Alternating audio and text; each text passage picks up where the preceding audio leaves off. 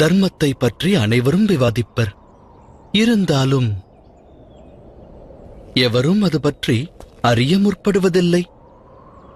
தாமே கூறுங்கள், அதை அறியும் மார்க்கம் என்ன? தர்மம் அங்கீகாரத்தை பெற்றுத்தர வல்லது. வாழ்வில் ஒருவனுக்கு அவமானம் நேர்ந்தால் அவன் தர்மத்தை பின்பற்ற தவறினான் என்பது பொருள்.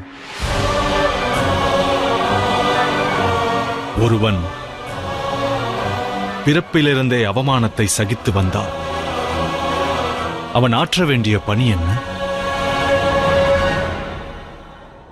அருகதையை பெற எதிர்த்து நிற்க வேண்டும். அது அதர்ம வழியில் இருக்கலாகாது.